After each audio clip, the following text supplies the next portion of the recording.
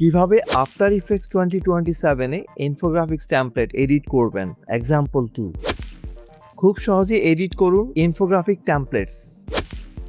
ধাপে ধাপে শিখুন আফটার ইফেক্টসে ইনফোগ্রাফিক্স টেমপ্লেট এডিটিং। এক্সাম্পল 2 সম্পূর্ণ বাংলায়। তো ঠিক আছে, শুরু করা যাক। আজকে আমরা শিখতে চলেছি সার্কুলার গ্রাফ। আপনি যদি আপনার কোম্পানির জন্য এরকম ইনফোগ্রাফস তৈরি করতে চান তাহলে এই টেমপ্লেটটি এডিট করা শিখুন। দেখুন এটা কত চমৎকার ভাবে একটা সার্কুলার শেপ আসছে এবং ডিফারেন্ট পার্সেন্টেজ গুলো এখানে শো করছে। এই ধরনের চার্টকে আমরা স্ট্যাটিস্টিক্স এর ভাষায় বলি পাই চার্ট। তো এই চার্ট গুলো সাধারণত কোম্পানির annual budget or monthly budget or other expenses বা যে কোনো রকম একটা স্ট্যাটিস্টিক্স অ্যানালিসিসের জন্য প্রেজেন্ট করতে হয়। ধরুন কোন একটা কোম্পানি তার এই চার্টটাকে মার্কেটিং স্ট্র্যাটেজিতে ব্যবহার করতে চাইছে, সেক্ষেত্রে তাদের একটা ইনফোগ্রাফিক্স প্রেজেন্টেশন প্রয়োজন। তখন কোম্পানির ডাটাগুলো নিয়ে আপনি এটাকে একটা সার্কুলার প্রেজেন্টেশন বা সার্কুলার গ্রাফে প্রেজেন্টেশন করতে পারেন এবং সেটা অ্যানিমেটেড। এটা আমরা কিভাবে করলাম বা কিভাবে এডিট করলাম চলুন শিখে নেই। তো ওয়েলকাম টু আইটি গুরু।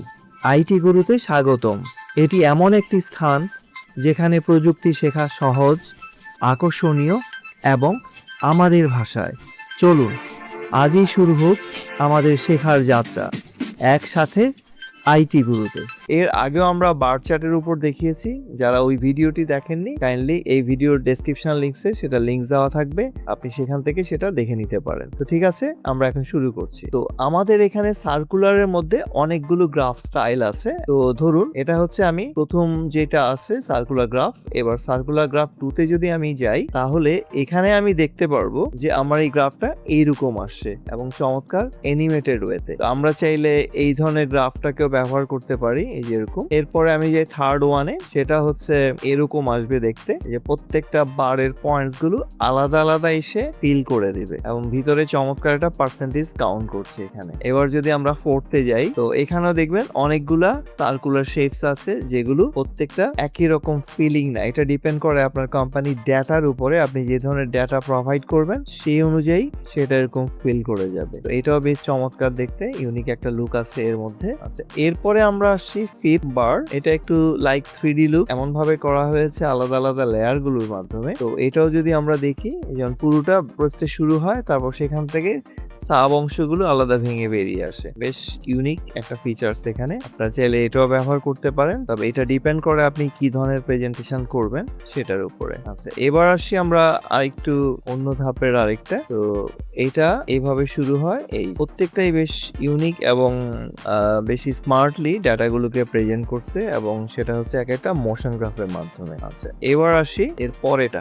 এই জিনিসগুলো আমরা এডিট করা শিখবো। আমরা নিজেরাও এটা তৈরি করতে পারি যখন আমাদের কাছে প্রচুর সময় থাকে। যেমন আমি যদি প্রথমটাতে যাই, তো এখানে যেটা হচ্ছে এই যে টাইটেল, এর দেখুন এখানে নিচে এর প্রত্যেকটা টি যেগুলোতে আছে এগুলো হচ্ছে ওর প্রতিটা আলাদা আলাদা টেক্সট।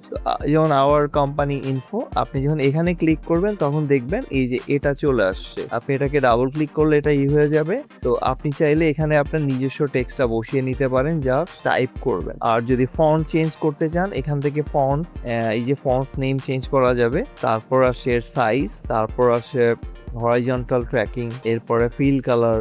এই জিনিসগুলো আমরা এই যেমন এখানে যে কালারটা আছে, আপনি যদি এটাকে চেঞ্জ করতে চান, ধরুন এই যে একটা ফিল দিলেন, তো দেখুন এটা কিসে কালারটা চেঞ্জ হয়। আমার কিন্তু এই লেখার কালার চেঞ্জ হচ্ছে না, কালারটা চেঞ্জ হচ্ছে ফিল। হ্যাঁ, তো আমরা এটা ভুল করব না। আমরা কি করব, এই কালারগুলো চেঞ্জ করব হচ্ছে অন্য একটা জায়গা থেকে। আমরা শুধু এখানে টেক্সটটাকে কি করব, মানে পরিবর্তন করব, লেখাটা পরিবর্তন করব। এখানে আপনি এটাকে কালার চেঞ্জ করতে গেলে আপনাকে যেতে হবে এই যে কন্ট্রোলারে গেলে আপনি যাবেন ইফেক্টস, এখানে দেখবেন এই যে টাইটেল কালার। তো colour part 1, colour part 2, colour part 3, এই অংশগুলো হচ্ছে এই তিনটার জন্য। যেহেতু এখানে তিনটা আলাদা পার্ট, আমি যদি টাইটেলে যাই, টাইটেলে দেখবেন এখানে এই কালারটা আছে। তো আমি এখান থেকে যদি কালার চেঞ্জ করি, ওই যে দেখেন এখানে কালার চেঞ্জ হচ্ছে। আপনি যদি অন্য একটা কালারে যান, দেখুন এই যে এটা চেঞ্জ হয়ে যাচ্ছে। ওকে, এখান থেকে আমরা এই কালারগুলো চেঞ্জ করে ফেলতে পারি। আচ্ছা ফাইন। এরপরে আমরা চলে যাব হচ্ছে এই ইফেক্টস এর মধ্যে যে কালার পার্ট 1 আছে। এই কালার পার্ট 1-এ দেখুন এই যে এই লালটা হচ্ছে এই কালারটা। তো আমরা এর কালারটাকে চাইলে অন্যরকম করে চেঞ্জ করে দিতে পারি আমাদের নিজস্ব অনুযায়ী। আমাদের যে থিম আছে সেই সেই কালার থিম অনুযায়ী আমরা এটাকে চেঞ্জ করতে পারি। তারপরে এখানে দেখেন এই যে এটা কালার পার্ট, এগুলো হচ্ছে এক একটা আলাদা আলাদা পার্ট। প্রথমটা হচ্ছে টাইটেল কালার, পরে আসছে কালার পার্ট। এরপরে হচ্ছে গ্রাফ উইথ, গ্রাফের যে সাইজটা সেটা আপনি চাইলে চেঞ্জ করতে পারবেন। এখানে দেখুন এর সাইজ এরকম দেওয়া আছে, এই যে এটা বড় ছোট, এই যে ভিতর থেকে দেখুন বড় ছোট হচ্ছে। তো আপনি এটার উপর ডিপেন্ড করে সার্কুলারটা আপনার যে রেডিয়াসটা কতটুকু হবে সেইটা আমরা এখান থেকে চেঞ্জ করতে পারবো। এরপরে হচ্ছে আমাদের যে পার্সেন্টেজ পার্টগুলো আছে, আমরা চাইলে পার্সেন্টেজ পার্টগুলো চেঞ্জ করতে পারি। এটা খুব ইম্পর্টেন্ট জিনিস। আপনি এত আপনার কোম্পানির ডেটা এখানে বসাবেন, কোন এরিয়াটাতে কত, সে ধরুন আপনার সোশ্যাল মিডিয়া মার্কেটিং বাজেট কত হতে পারে, তারপরে থ্রু পেপারসে কত হতে পারে, টিভি মিডিয়ার জন্য কত হতে পারে।